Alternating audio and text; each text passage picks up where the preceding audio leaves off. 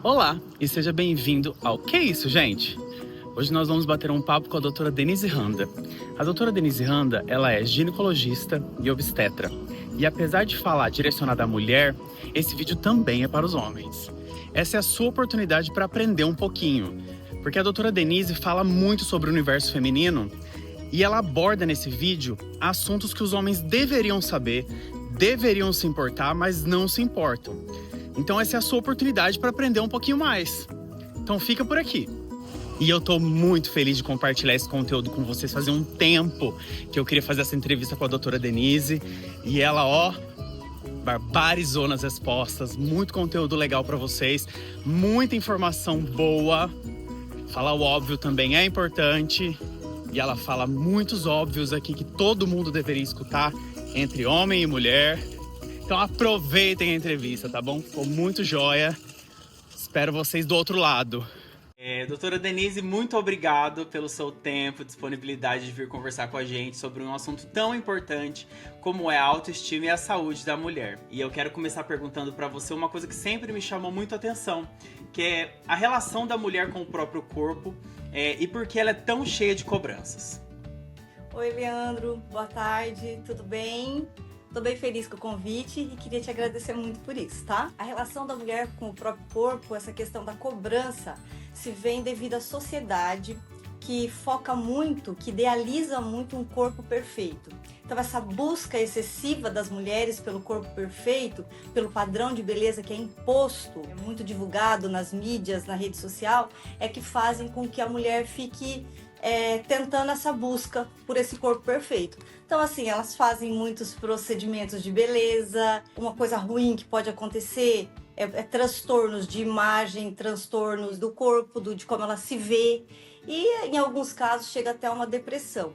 Então assim, é muito importante que a mulher não se prenda nisso, porque na verdade nós somos seres individuais. Então não tem como uma pessoa que tem determinado biotipo querer ser o biotipo de uma amiga que é diferente. Então a gente precisa começar a buscar a pluralidade das coisas. A gente precisa entender que cada um é diferente e a gente tem sim que buscar cada vez ser melhor, cada vez ter um corpo melhor, um físico melhor. A gente pode fazer um ajuste aqui, outro ali, mas sempre dentro dos nossos padrões. Então eu acho que essa cobrança acontece sim, muito, e tudo isso devido a essa mídia, essas redes sociais que foca tanto nesse dito corpo perfeito, idealiza tanto esse corpo perfeito, e as mulheres daí acaba, a grande maioria delas, numa luta incessante, numa busca incessante de seguir esses padrões. Na parte que se diz respeito da autoestima, qual é a maior reclamação das mulheres hoje em dia? Que você como médica vê, é mais relacionada ao padrão, é ao espelho ou é ao prazer feminino?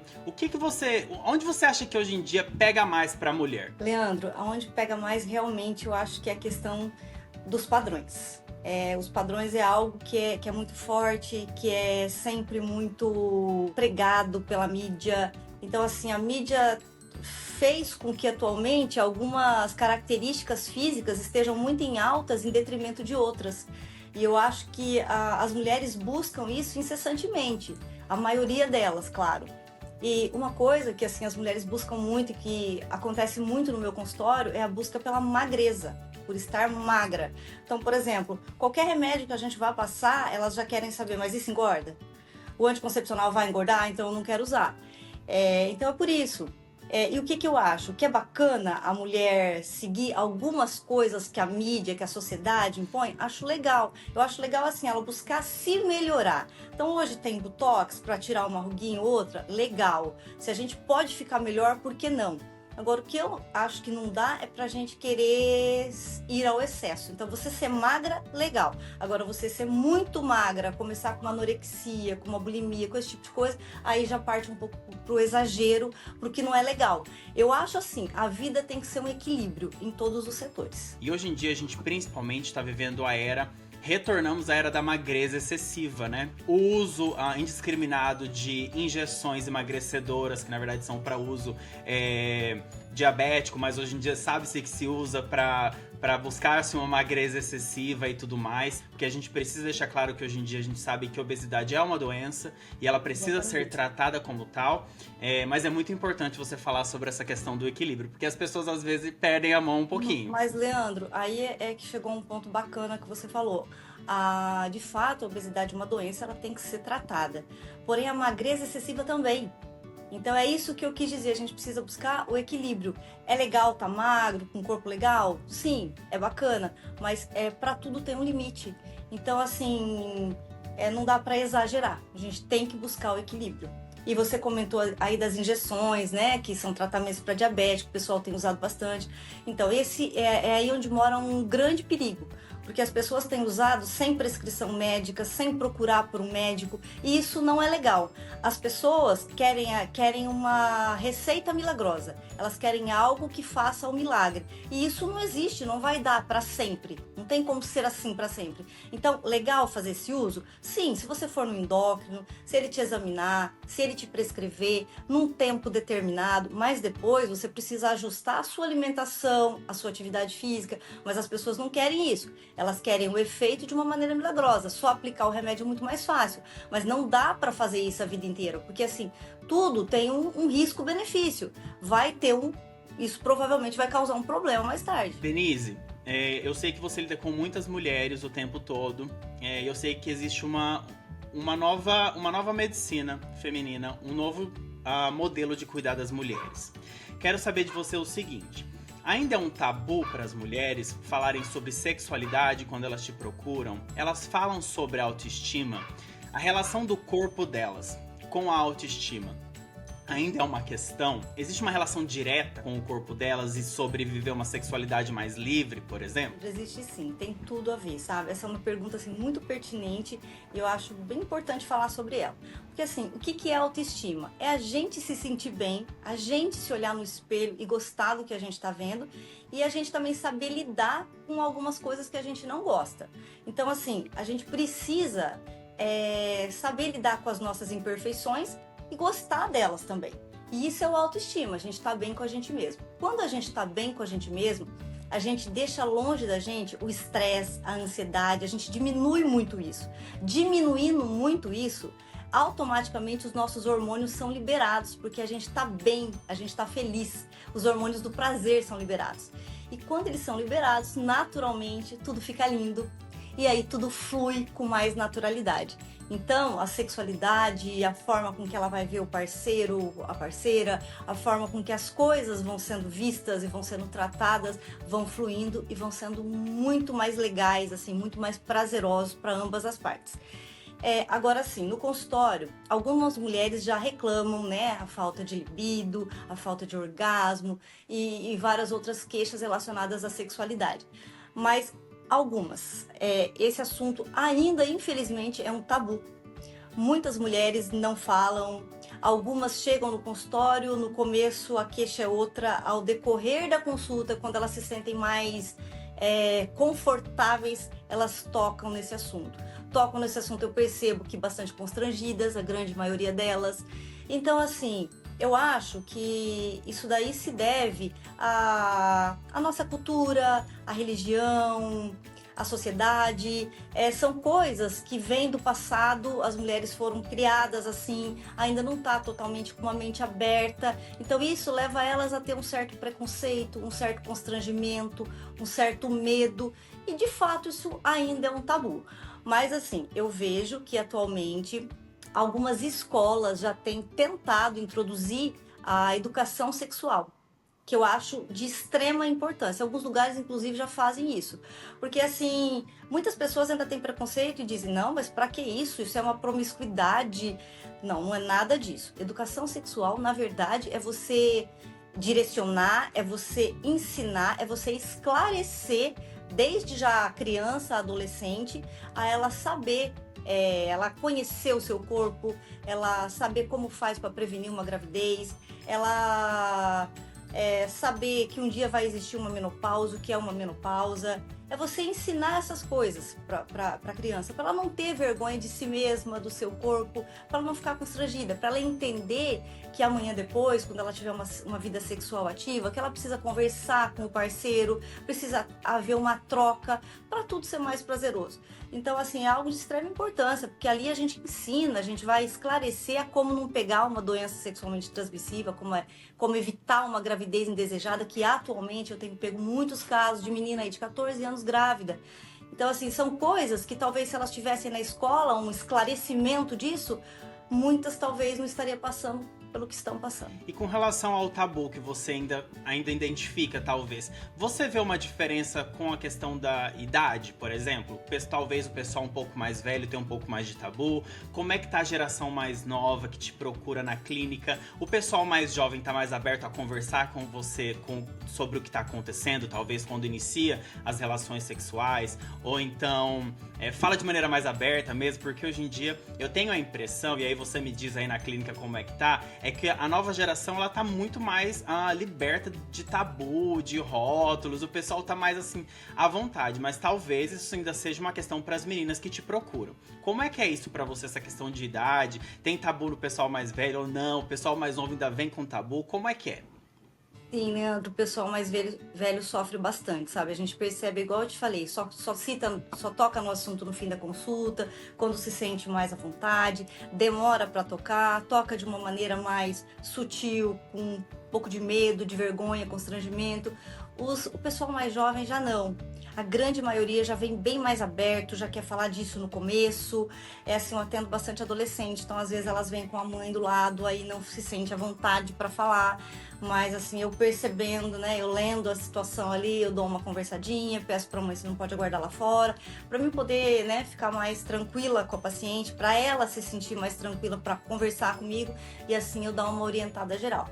Mas as meninas mais novas, com certeza, eu acho que, assim, tudo, como eu disse, é o equilíbrio, porque a mídia, do mesmo jeito que às vezes deturpa uma imagem, prega esse corpo perfeito, a mídia também ajuda nessas outras coisas, sabe? Porque isso daí, essas meninas que já vêm mais tranquila, falando mais abertamente, em grande parte é porque veja alguma coisa na internet, então ela já se sente mais tranquila, mais confortável para falar sobre isso. Com o aumento do uso da internet, pro pessoal que é mais jovem, principalmente que te procura na clínica, você nota que o pessoal tá indo muito com erros que eles encontram na internet? Por exemplo, eles se autodiagnosticam na internet, ou então procuram remédios na internet, ou soluções para algumas questões femininas na internet, e que você às vezes chega na clínica e você fala, meu Deus, o que essa pessoa tá falando? Então, meu Deus, o que o pessoal tá falando na internet lá fora que não faz sentido nenhum pra saúde, por exemplo, ou pra você que é uma médica e especializada no assunto, leva de coerência e de verdade pra clínica? Depende de onde é lido, de onde é procurado, né, do veículo que ela leu.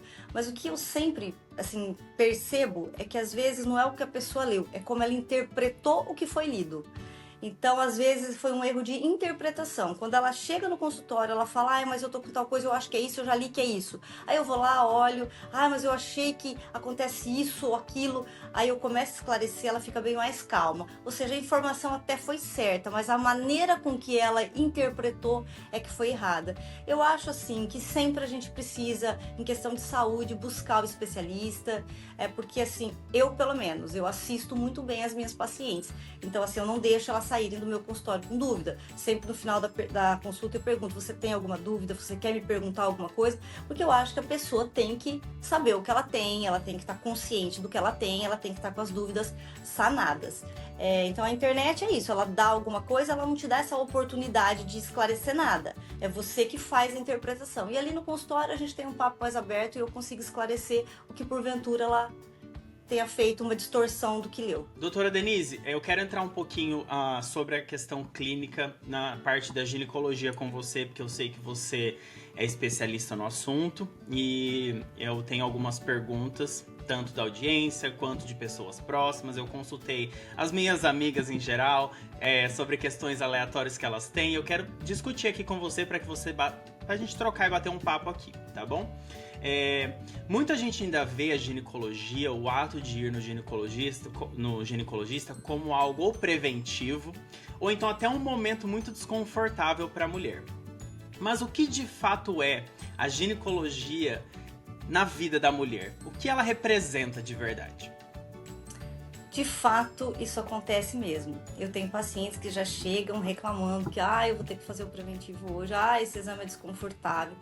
E de fato não deixa de ser, né? É um exame que é rápido, não tem uma dor excessiva, mas é algo desconfortável pela posição, pela parte íntima, então não deixa de ser um pouco constrangedor. Mas enfim, assim, o ginecologista é um médico da mulher que trata ela praticamente na maior parte da vida dela, desde ali da adolescência até a menopausa. Então, assim, ideal de procurar um ginecologista logo após a primeira menstruação, quando estiver desejando engravidar, quando tiver com algum problema, uma DST, quando tiver na menopausa, para ser assistida, para ser ajudada, e quando estiver grávida, para ter um acompanhamento ginecológico. E é de extrema importância que a partir da primeira menstruação, a mulher, a menina, a moça, a adolescente, procure o ginecologista para que ela seja assistida pelo menos uma vez por ano. Porque existem 2 exames que são fundamentais. Um deles é o preventivo. Esse exame precisa ser feito uma vez por ano, porque como o nome já diz, ele é um exame que é o Papa Nicolau, na verdade, né? É um exame que previne o câncer de colo de útero, que tem aparecido muito. E a mamografia, depois dos 40 anos, também se torna obrigatório, uma vez por ano, para que a gente diagnostique precocemente um câncer de mama. Nos outros interins aí da consulta, tem outros exames que a gente faz, tudo depende da queixa. Outra coisa que a gente faz também na ginecologia é regular ciclo menstrual, é a questão que a gente falou da sexualidade, do apetite sexual, da libido, que a gente consegue regular tudo isso. Então, assim, é de extrema importância. Se a mulher pensou em engravidar, bacana também procurar o ginecologista, porque a gente faz uns exames pré-gestacionais, passa algumas medicações para deixar o organismo mais preparado para isso. Então, assim, o ginecologista é o médico que ele é responsável por cuidar das partes genitais femininas, que são as mamas, a vulva, útero, ovário, vagina e trompas. Então, a gente cuida de tudo isso e também, assim, acaba cuidando da saúde da mulher como um todo. Você acredita que o consultório, por exemplo, em algum momento ele pode ser um lugar de cura até para a mulher, não só da parte física, às vezes até da parte emocional, às vezes de um lugar de acolhimento, da relação da mulher com ela mesma? Como é que você vê isso? Essa pergunta é maravilhosa.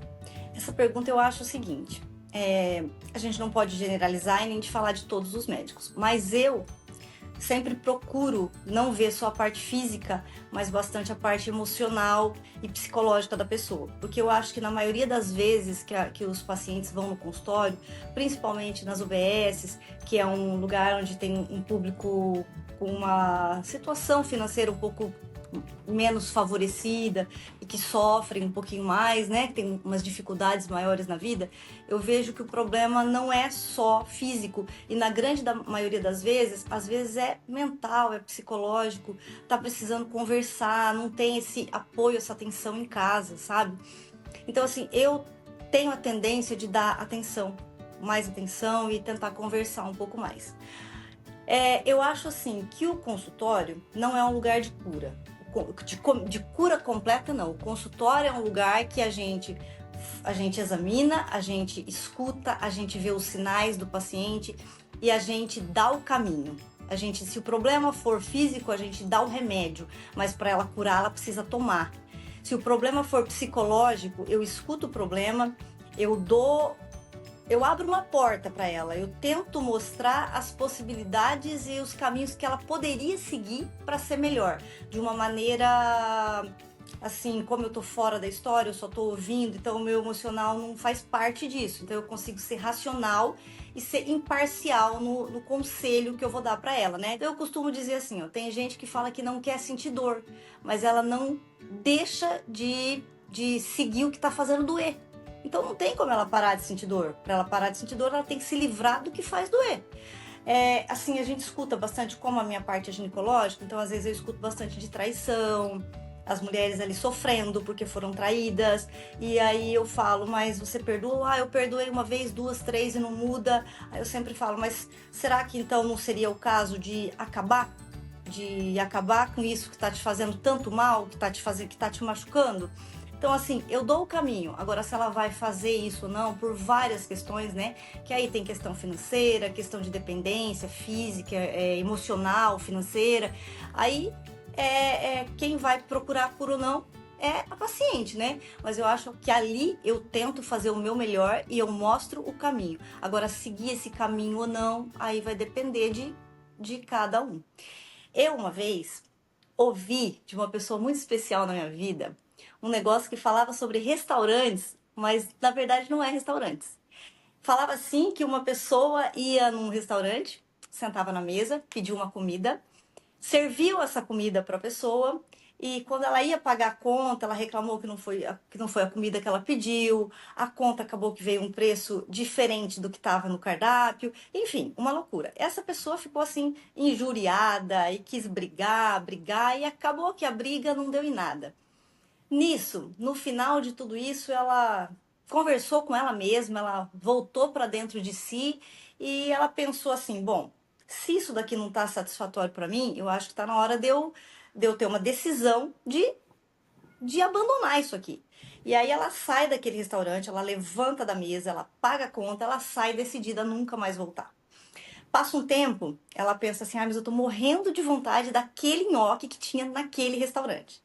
E aí ela, de novo, ela faz uma reflexão com ela mesma, lembra o que ela passou e pensa: não, eu não vou voltar. Eu vou procurar um outro restaurante, às vezes o nhoque não é o mesmo, mas quem sabe pode ser até melhor, ou igual, enfim. E aí ela procura um outro restaurante. Ah, mas tá fechado. Ah, então eu acho que eu vou voltar lá. Não, ela reflete com ela de novo e pensa: não, eu não vou voltar lá. Eu vou para casa, eu como nem que for um miojo, uma pipoca, eu como alguma outra coisa, mas eu não vou voltar lá. Então, isso não é sobre restaurantes, é claro, mas eu tô querendo dizer que tudo na vida a gente precisa de um caminho, uma orientação, uma decisão. Ser determinado e persistir no que a gente acredita, no que a gente sabe que vai ser o melhor pra gente. Porque tem gente que bate numa tecla, aquilo só tá trazendo dor, só tá ferindo e ela não se desliga do que faz doer. Pra parar de doer, eu preciso cortar o que causa dor, senão não vai parar de doer. O paciente tem um corrimento, eu dou uma pomada, mas ela não usa, não vai melhorar, a maioria dos corrimentos vão continuar. Então a gente tem que aproveitar o consultório, quando a gente pega um profissional bacana, que dá esse atenção, esse carinho pra gente, observar o que ele diz e aí cabe a nós ou não saber se a gente quer ou não seguir. Não tô dizendo que quem não siga esteja errada. Talvez é o que ela quer, aquilo mesmo. Mas eu tô falando que aí você tem que parar e pensar o que você quer pra você, pra sua vida, pra ver o que você faz. Mesmo porque os profissionais da área de saúde, eles fazem a orientação, as prescrições, os cuidados, até um certo limite do controle que eles têm. Vocês, infelizmente, não vão para casa com os pacientes, né? Então é muito válido o que você está falando, porque é importante as pessoas escutarem isso, de que parte da cura, seja ela interna, externa, física ou mental, também tem a parte da pessoa. Não é só a medicina que vai ajudar a pessoa se a pessoa não quiser se ajudar também. Exatamente. Muitos pacientes fazem terapia durante muito tempo, mas não conseguem resolver os problemas porque grande parte ela precisa se ajudar também. Então eu acho que nós, profissionais de saúde, a gente vai mostrar o caminho. Agora, seguir depende de cada um. Essa historinha eu conheço. Uma pessoa muito especial me falou. Você sabe quem é? Qual é o maior mito que você escuta no dia a dia, que se você pudesse, você derrubaria agora? Tem muitos mitos. São muitos, tá? Mas eu vou comentar um, porque eu acho que tá interligado lá na primeira pergunta.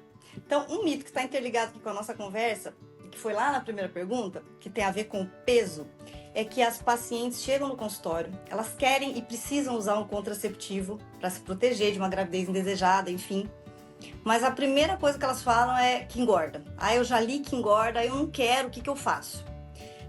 Anticoncepcional não engorda. Anticoncepcional incha, retém líquido. Então, assim, vai aumentar um pouquinho o peso na balança? Vai, mas não é de gordura, você não ganhou gordura, você inchou um pouco. Mas, graças a Deus, atualmente, existem diversos tipos de anticoncepcional. Inclusive, tem uns modernos que incha muito pouco, quase nada. Então, assim, o que o paciente precisa é esquecer, é desacreditar. Pílula nenhuma engorda. A pílula incha, mas tem pílulas que são modernas, que incham muito menos.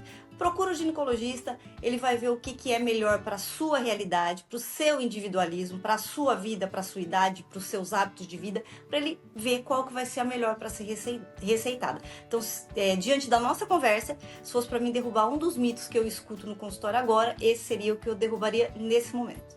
Já de uma em vez casa, por né? todas. Já estão sabendo.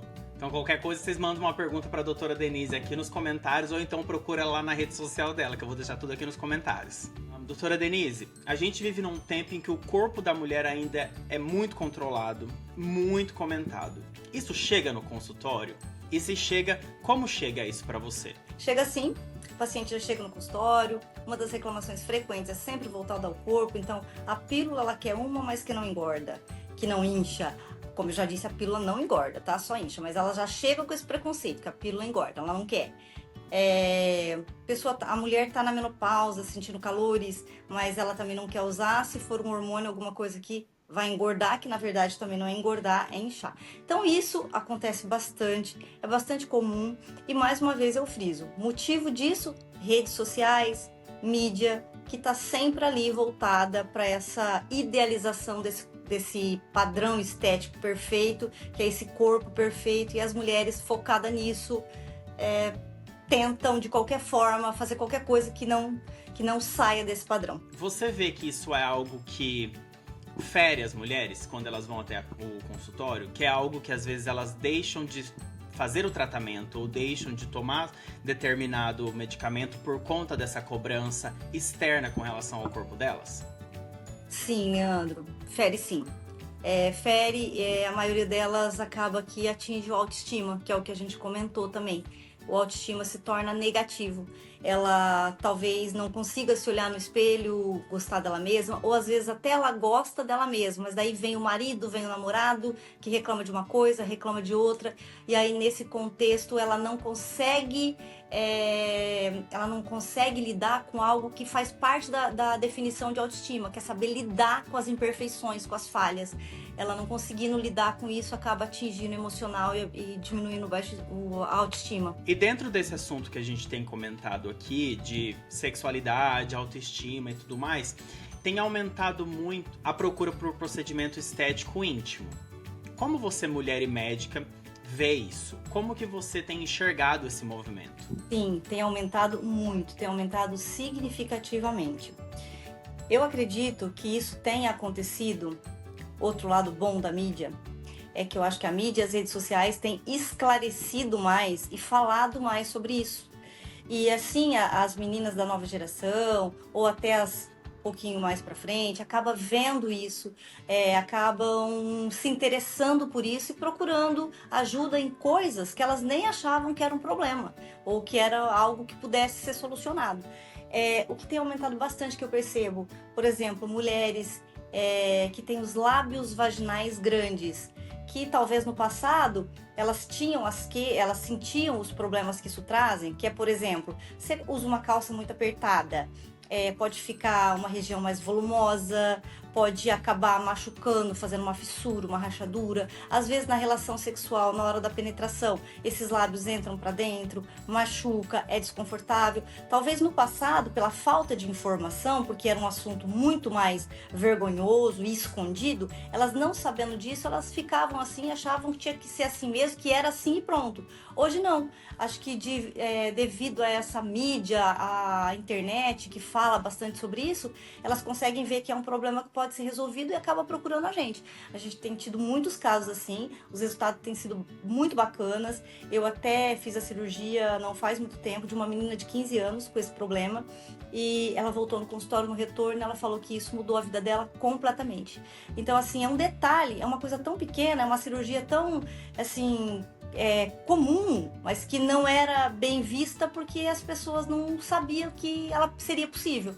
E acaba que ajuda bastante.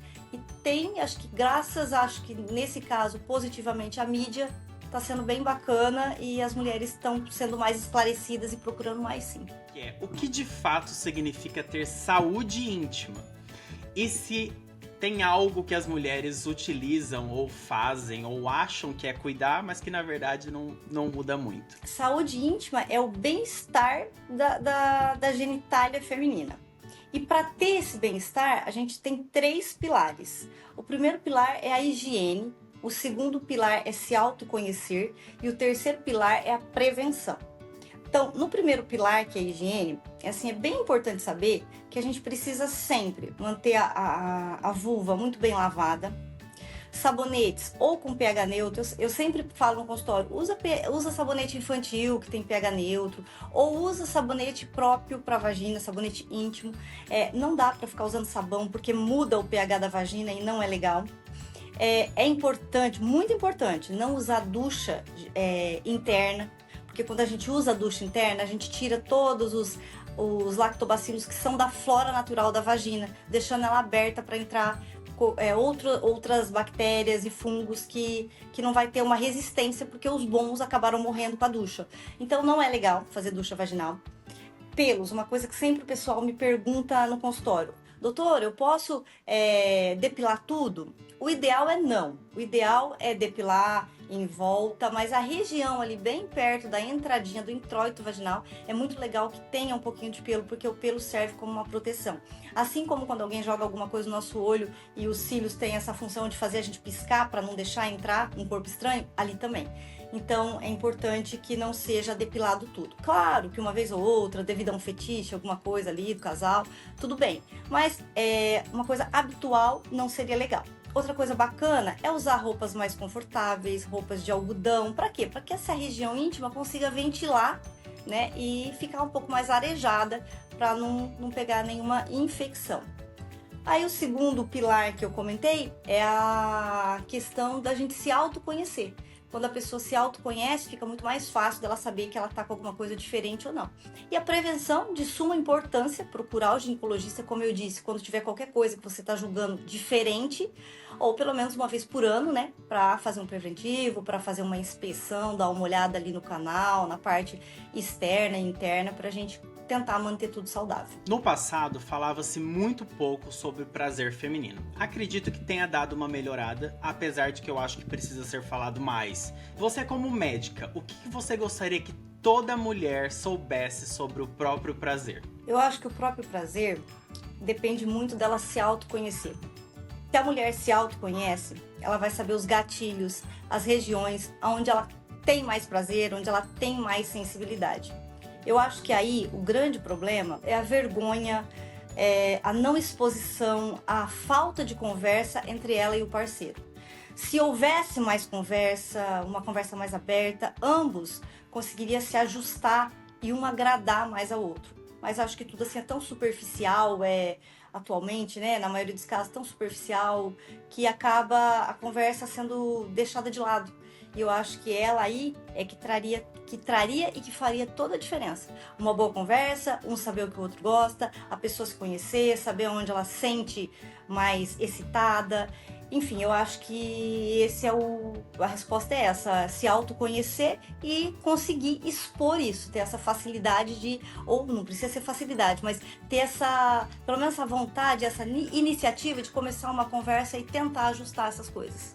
E não tratar isso como um tabu, né? Até mesmo dentro dos relacionamentos. Nada melhor para qualquer relacionamento do que quando as pessoas se conhecem, né? Exatamente, se cada vez conhecem melhor. Eu tenho uma dúvida, que não é minha, mas é de outras pessoas, de outras mulheres, com relação ao ciclo menstrual. E eu sei que a mulher conhecer o ciclo menstrual dela é algo muito importante. Por que ainda hoje isso não é tratado como uma questão principal ou até mesmo prioritária da saúde da mulher? Isso é deixado um pouquinho de lado. Não é visto como algo central, né, com o cuidado da mulher. É sim, de suma importância que as mulheres conheçam o seu ciclo menstrual, porque é tudo diferente em cada parte dele. Então eu sempre penso assim, a mulher conhecendo o seu ciclo, e até o marido, o namorado, conhecendo o ciclo da namorada ou da esposa, é muito bacana, tá? Porque assim, o que acontece? Exatamente, maridos, escutem, essa é boa, tá? Namorados, enfim, cônjuges em geral. Quando a mulher tá prestes a ovular, ou quando ela tá no período menstrual, ela tem uma outra conexão hormonal. Então, nesse período, ela tá doce, ela tá feliz, ela tá de bem com a vida. Então, aí, maridão, é a hora de você, né, conseguir o que você quer dela. É hora dela ir atrás de projetos de vida e de fazer as coisas que ela tá com vontade. Porque ali provavelmente vai dar certo, a autoestima tá bom, tá tudo legal. Quando ela tá naquele período pré-menstrual, tá perto de menstruar, é aquele período que é melhor vocês correrem, os maridos, os amigos, porque o hormônio mudou, ela tá com o estresse lá em cima. Então, é de suma importância saber disso, né? Por que isso não é ainda englobado como algo central? Isso eu não sei te responder, não sei te falar por que não é algo central, mas eu acho que deveria ser, porque é de extrema importância. E aí você poderia me perguntar, tá, mas como que eu sei quando a mulher tá ovulando? Como é que funciona isso? Então, geralmente, é assim, a mulher menstruou, a gente fala que esse é o primeiro dia do ciclo dela. Se a mulher tem um ciclo de 28 a 30 dias, o período fértil dela é mais ou menos ali no 14 e no 15, é no meio do ciclo. Então, esse período ali, uns 2, 3 dias antes, é aquele período que ela vai estar bacana, que ela vai estar bem. E durante a menstruação ali, também.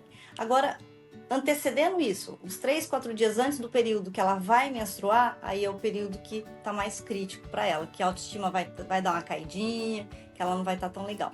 Pessoas que têm ciclo menstrual diferentes disso, de 28 a 30 dias, aí a gente precisa fazer um ajustezinho, uma contazinha para ver o período ovulatório. Uma coisa bem interessante é que tem mulheres, não são todas, mas algumas delas sabem exatamente quando estão ovulando, porque elas sentem dor. Uma vez de um lado do ovário direito, do outro do esquerdo, às vezes 2 vezes no direito, no esquerdo, enfim. A ovulação, né, não precisa ser sempre de um lado, do outro, às vezes é 2 vezes de um lado, seguidos, 2 meses, depois do outro, enfim. Mas a mulher consegue sentir isso aí. Não são todas, mas algumas sentem esse desconforto e sabem que está ovulando. Para vocês que estão em casa, que estão nos vendo ou nos ouvindo, o poder do autoconhecimento. Para vocês entenderem, porque o ciclo menstrual da mulher acontece sempre, todo mês, até que ela, né, entre na menopausa. E aí a família toda se beneficia desse autoconhecimento, gente. Exatamente. Então, ó, fica ligado. Qualquer dúvida, manda aqui pra doutora Denise, que ela vai responder num vídeo 2.0 com certeza. Se a mulher não estiver menstruando regularmente, uma vez por mês, exceto em casos que ela toma uma pílula contínua, exceto em casos que ela esteja grávida ou da menopausa, me procura que a gente precisa ajustar isso. E para as mulheres que não têm um ciclo tão correto assim, de 28, 30 dias, estando entre 24 e 40, tá legal ainda, tá? Mas aí a gente tem que fazer o ajuste nesse período ovulatório. Então, se você não tem essa dor ovulatória para saber quando tá ovulando, pode me procurar que a gente faz uma continha aí e ajusta isso também, tá bom? Tá vendo, gente? Tá vendo? Eu tô salvando a vida de vocês aqui, vocês estão vendo. E falando em autoconhecimento, doutora Denise, existe saúde completa sem ele, sem o autoconhecimento? Não existe, Leandro. Pra gente ter uma saúde completa, feliz, a gente tem que se conhecer. Acho que em tudo na vida, em tudo, não só na medicina, não só na ginecologia, mas se autoconhecer é fundamental para as coisas acontecerem e para as coisas darem certo. A gente precisa se conhecer. O conhecimento é tudo. Denise, e para os homens que têm dificuldade de entender o universo feminino, esse mundo da saúde feminina, o que você acha que a gente precisa ouvir e começar a repensar sobre esse assunto? Bom, primeiramente eu acho que o homem não tem dificuldade, não. Ele não quer entender. Porque quando a gente quer uma coisa, a gente vai atrás, busca, estuda, conhece e entende. Eu acho assim que de extrema importância a gente volta no fator conhecer, estudar, saber, né? E também, assim, eu acho que tudo depende de uma boa conversa e de atenção. Eu acho que as mulheres, elas precisam ser respeitadas e compreendidas porque elas têm problemas emocionais, elas têm problemas físicos, tem essa questão hormonal que muda, que daí é fisiológico, não tem o que fazer. E assim, eu vejo que hoje as mulheres estão no mercado de trabalho, que não acontecia há um tempo atrás. E hoje no mercado de trabalho elas enfrentam muitas coisas. Primeiro, o salário delas e do homem é diferente, existe ainda esse preconceito, raros casos são diferentes. Então assim, a mulher ela tem muita coisa que ainda pega para ela. Então eu acho que os homens precisam ser mais compreensivos, respeitosos, analisar melhor a situação e acima de tudo, conversar. a conversa eu acho que é o caminho para a resolução de qualquer coisa. E atenção, precisa dar atenção. Não adianta ser aquela conversa que ninguém tá nem aí, não. Aquela conversa, olho no olho, vendo o que ela quer mostrar, porque assim, muitas vezes o olhar, os gestos falam muito mais que as palavras. Então eu acho que precisa dessa atenção, desse cuidado, de prestar essa atenção, assim, digamos assim. Não é só de ouvir, é de escutar a pessoa, né? É de sentir, né? É de ver os sinais. De entender mesmo ali. É a atenção mesmo, é o interesse pelo outro, né? Doutora Denise, a gente tá chegando ao fim do nosso bate-papo. Eu quero... Que pena, foi maravilhoso. Mas já vamos programar um 2.0, porque com certeza a mulherada vai estar cheia de dúvida por aí. E que isso seja mais um canal de comunicação entre vocês, para que você possa conversar com elas e trazer as informações que elas tanto querem ouvir, de qualidade, de uma profissional respeitosa, especialista Leandro, no assunto. Aquela coisa, todo filme bom tem o 2, né? Então vamos tem o 2. Se você pudesse deixar um recado para todas as mulheres que estão nos escutando e nos assistindo, qual seria? Leandro, se você me permitir, eu quero ler um textinho que eu preparei para esse momento. Posso? Vamos lá. Então vamos lá. Mulheres, busquem o seu melhor, física e mentalmente. Entenda que cada mulher é única, cada ser humano é único. Então fuja de comparações e de competições. Competir só com nós mesmos. A gente precisa buscar sempre o nosso melhor, não com os outros. Busque sempre o equilíbrio. Ele é fundamental em todos os setores da vida. E nunca esqueça de você. Então se arrume, se perfume, seja intensa, vá além, muito além. Faça tudo isso por você e para você. Nunca se deixe para depois. Seja você a sua prioridade sempre. Porque o resto é consequência. Muito obrigado pela sua participação. Eu fiquei muito feliz de te receber aqui. Espero que você aí de casa tenha aproveitado todas as dicas, todas as respostas e todos os conselhos que a doutora Denise trouxe pra gente hoje. Doutora Denise, muito obrigado mais uma vez. Sabe que você tem aqui passagem direta comigo o tempo todo, a vida inteira. Obrigado. E não sei se você quer deixar um último recadinho, além desse texto maravilhoso que você escreveu. Eu quero te agradecer bastante pelo convite, foi muito legal, muito obrigada. Espero que a gente tenha uma outra oportunidade de trazer alguma outra coisa mais legal para as pessoas aí, para as mulheres. E frisar mais uma vez para a mulherada, procurar ginecologista pelo menos uma vez por ano, tá? E que eu tô aí, pronta para quem precisar de mim. Um beijo muito grande. Um beijo. Doutora Denise, e para quem quer te encontrar, fazer uma consulta, bater um papo com você, entender melhor sobre a saúde da mulher, a saúde íntima, enfim, poder se consultar contigo, qual é a tua arroba da sua rede social, talvez um telefone para contato, conta pra gente. Bom, tem o meu Instagram, que é a doutora Denise Krause Randa, tem o telefone da clínica, que é o 44 9990 3433. O meu endereço é na Avenida Espírito Santo 225. Também tô deixando na descrição desse vídeo, tanto pelo Spotify e pelo YouTube.